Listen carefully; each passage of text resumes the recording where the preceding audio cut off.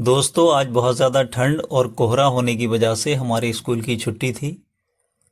पर सारे स्टाफ को आना था। उसकी वजह ये थी कि आने वाले दिनों में हमारे यहाँ एनुअल फंक्शन और स्पोर्ट्स मीट होने वाला है। इसलिए उसके सिलसिले में हम सारे टीचर्स को अपने अपने प्रोग्राम की रिहर्सल और प्रैक्टिस अपने स्टूडेंट्स को करानी थी।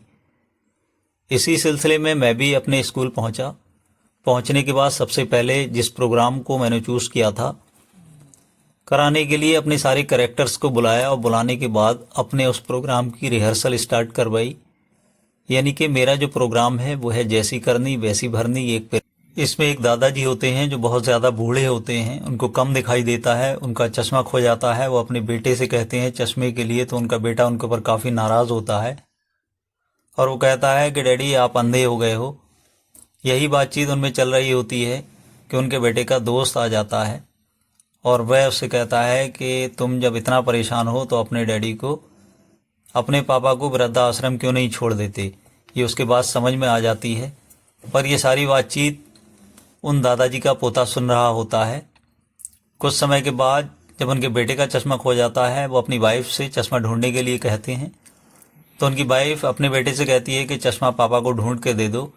वो छोटा बच्चा अपने पापा से फिर वही बातें दोहराता है जो कुछ समय पहले उन्होंने अपने दोस्त से की थी और दोस्त ने उनको समझाया था। वो कहता है डैडी आप खुद अंधे हो गए हो, आप अपना चश्मा अपने आप क्यों नहीं ढूंढ सकते, और आप कब बूढ़े हो गए, मैं जल्दी जल्दी आपको वृद्धाश्रम छोड़ के आऊँ। ये बात सुनकर वो दंग रह जाते हैं और अपने बेटे से कहते हैं कि तुम स्कूल में यही सब सीखने के लिए जाते हो। पर उनका बेटा कहता है कि नहीं पापा, मैंने ये सब स्कूल से नहीं सीखा, ये तो मैं सब आपसे सीखता हूँ। आप ज़रा सोचिए कि दादाजी भी तो आपके पापा हैं। जब आप अपने पापा को वृद्धाश्रम छोड़ के आएंगे, तो जब आप बूढ़े हो जाएंगे तो मैं भी आपको वृद्धाश्रम छोड़ के आऊँगा।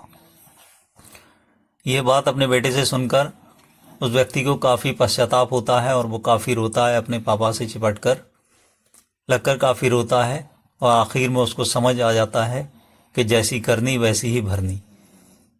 इसलिए हमें अपने माता पिता के साथ ऐसा व्यवहार नहीं करना चाहिए।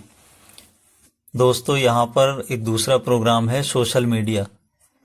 इसके लिए जो बच्चे पार्टिसिपेट कर रहे हैं वो अपने प्रोग्राम के लिए कुछ पम्फलेट पोस्टर तैयार कर रहे हैं। मैं वहाँ पहुँचता हूँ और देखता हूँ कि यहाँ पर बच्चे सेल्फ अपने हाथों से और कुछ प्रिंट किए हुए पोस्टर सेट कर रहे हैं, जिनको उनको अपने प्रोग्राम में उन पोस्टर्स की ज़रूरत है। यानी कि उनको दिखाना है सोशल मीडिया प्रोग्राम में कि गुड क्या है, बैड क्या है, किस तरीके से हमें किस किस चीज़ को कैसे यूज़ करना चाहिए। उनको डिफरेंट डिफरेंट टाइप्स के, सेक्रीफाइस के, फेलियर के, वर्क हार्ड के, डेडिकेशन के, मोटिवेशन के, डिफरेंट डिफरेंट टाइप्स के पोस्टर्स चाहिए होते हैं। तो वो यहाँ पर इनको डेकोरेट कर रहे होते हैं। ये सब देखने के बाद फिर दूसरी तरफ हम जाते हैं। वहाँ पर एक और प्रोग्राम की तैयारी चल रही होती है, लेज़ी डांस। लेज़ी डांस में बो यानी कि एक टाई होती है, वो यहाँ पर बनाई जा रही हैं। और वो देखने के बाद फिर हम दूसरी तरफ जाते हैं। वहाँ पर भी एक और प्रोग्राम है जिसमें एक कार को दिखाया जाना है, यानी कि कार एक्सीडेंट को दिखाया जाना है। और यहाँ पर कार को तैयार किया जा रहा है कार्डबोर्ड के ऊपर, बहुत अच्छे से प्रिंट करके। कितनी अच्छी कार बनाई गई। इस कार का यूज़ भी उस प्रोग्राम में होना है जो प्रोग्राम एक्सीडेंट को शो करेगा। यहाँ कुछ मेडल्स तैयार करके रखे गए हैं, यानी कि ये उन पार्टिसिपेंट्स को दिए जाएंगे जो प्रोग्राम में अच्छी परफॉर्मेंस देंगे। और साथ ही जो गेम के विनर होंगे, गेम्स विनर को भी ये इस तरीके के मेडल्स और कई शील्ड्स वगैरह दी जाएंगी। ये तैयार करके रखे गए हैं। और साथ ही एक जगह और प्रोग्राम चल रहा है जिसमें कुछ पेटल्स यानी कि लीव्स तैयार की जा रही हैं।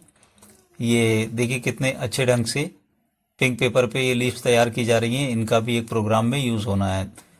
दोस्तों, ये देखिए, ये कुछ फ्लावर्स हैं जो बनाए गए हैं। ये सेल्फी स्टैंड के लिए बनाए जा रहे हैं और इससे सेल्फी स्टैंड डेकोरेट किया जाएगा, यानी कि जो आएगा वो अपनी सेल्फी उस सेल्फी स्टैंड से ले सकता है।